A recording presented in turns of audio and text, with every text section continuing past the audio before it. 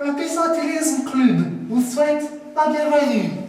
Ah, c'est sympa tout ça, hein? Ouais, on va aller voir à l'intérieur comment c'est. J'ouvre la porte alors pour rentrer, hein? C'est parti.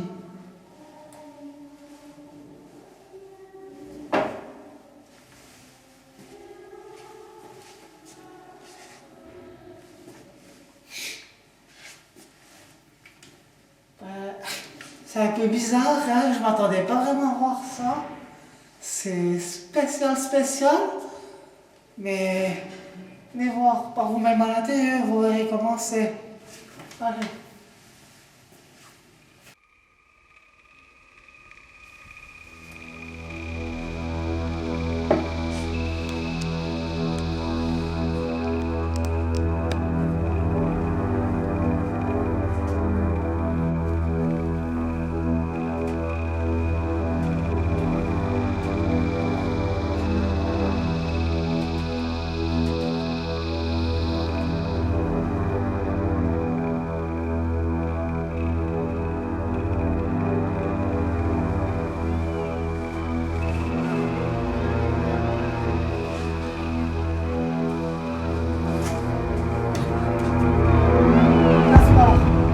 Bientôt prêt.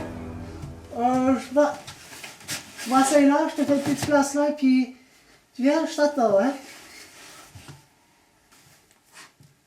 Alors, salut Gaspard. Bonjour. Alors Gaspard, moi j'aurais juste une petite question avant.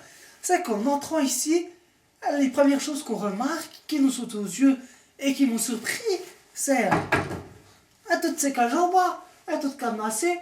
Donc moi ce que je voudrais savoir concrètement, c'est leur utilité. À quoi ça sert? Vous avez des réserves de pissenlits là-dedans? Non, pas du tout. Ces cages sont destinées aux futurs pissenlitistes qui sont là pour effectuer un travail sur eux-mêmes. Ils doivent donc rester en isolation pendant une période de 4 mois pour les hommes et de 6 ans pour les femmes. Et si j'ai bien compris, tout ça sans aucun mot? Exactement, tout cela dans le silence le plus complet. Ah ben dis donc. Donc toi, Gaspard, tu es membre de... Non, pas membre. Ah bien, petit mot pour toi, puisque en fait, tu es le président de l'association pissenlitiste de la région. Oui, enfin, membre, président, ce sont des termes que nous n'aimons pas trop utiliser. C'est juste pour le juridique, vous comprenez? Ouais. Mais alors, tu te présenterais comme quoi, concrètement? Tout d'abord, nous ne cherchons pas à revendiquer d'un statut de groupe ou d'association, car se donner un nom serait se valoriser, alors qu'en somme, nous ne sommes rien face au pissenlit. Le pissenlit est au-dessus de tout. Nous ne sommes que poussière. Vous comprenez? Ouais. Mais en fait, Gaspard, ce que tu veux nous dire, c'est quoi?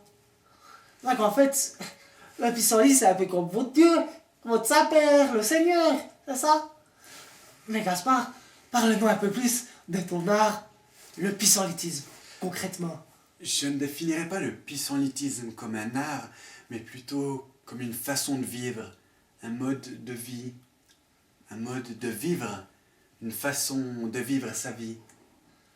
Ouais, mais Gaspard, comment on devient pissenlitiste? Par exemple, moi, je vais aujourd'hui vers toi, je te dis, Gaspard, moi, je veux devenir pissenlitiste. Je fais comment? Je prends un pissenlit, je le fous dans la bouche, puis je souffle dedans? Non, sérieusement, ça se passe comment?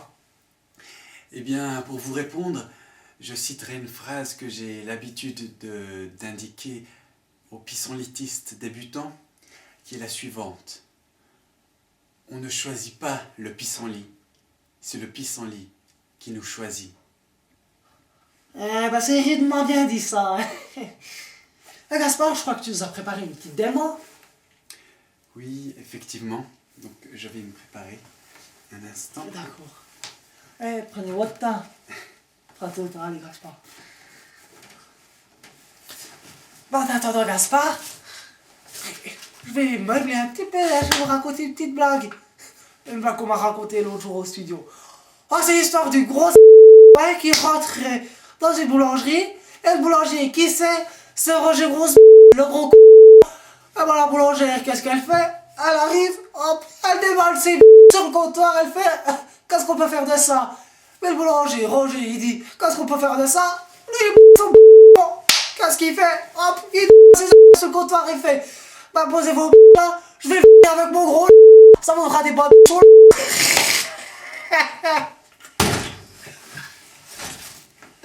Oh, excellente celle-là, elle est magnifique. Oh, elle est trop bien. Oh, Gaspard, t'es prêt?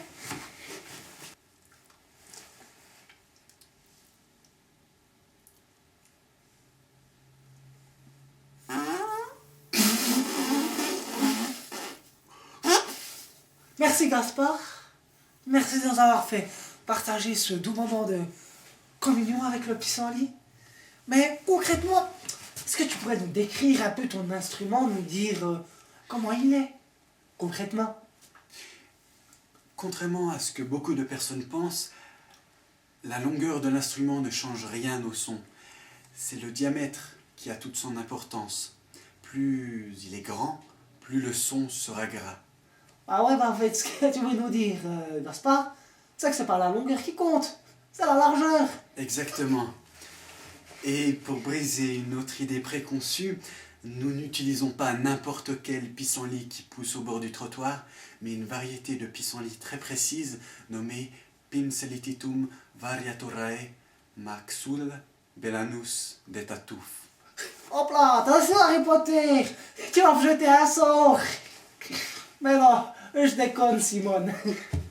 Non, pour être un peu plus sérieux, je suis désolé Gaspard, mais ce pissenlit, pour moi il ressemble à n'importe quel autre pissenlit qui pousse au bord d'un trottoir. Oui, en apparence, mais dans son essence, il est bien différent. Explique-toi, c'est-à-dire, comment ça concrètement?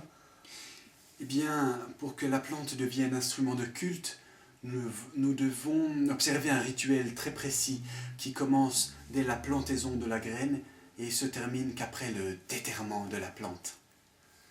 Est-ce que tu pourrais nous décrire ce rituel un peu précis, concrètement, s'il te plaît?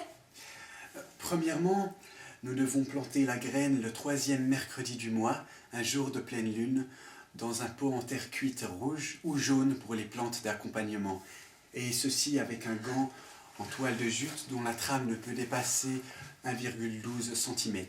Le jeudi suivant la plantaison, la pression atmosphérique doit être de 14 pascal exactement, mesurée avec un baromètre chinois ayant appartenu à la dynastie Ming.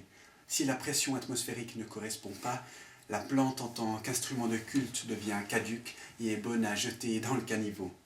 Je vous épargne la suite de l'explication car elle est très compliquée pour les non-initiés et est secrète. Ouais, bah, c'est quand même très impressionnant. Mais un truc qui me titille un peu là-dedans, c'est que c'est assez compliqué. C'est-à-dire que vous devez pas avoir beaucoup de plantes hein, qui en ressort en tant qu'instrument de culte, comme tu nous le dis, Gaspard. Effectivement, nous avons une moyenne de plantes de 2 par année. Cette année ayant été particulièrement rude, nous n'en possédons qu'une seule. Ça va, je peux essayer? Oui, attention, c'est très fragile. Oh, ouais, t'inquiète, c'est bon, je connais. Or, tu fais comment? Tu pinces là-dedans, puis tu souffles, c'est ça? Voilà, mais il faut être très attentif. Attention, non, pas comme ça. Dans l'autre sens, c'est ça? Non, non, non, non, c'est pas aiguisé. Faut arracher l'autre bout là. Hop. Ça marche pas. Tiens, bouffe toi. Ah, je crois qu'il a foutu un Gaspard. Tiens ça. Un Gaspard. Gaspard. Gaspard. Hé. Ouais. Tranquillement. Alors, c'était moi pour Calmata. À vous les studios. Santé.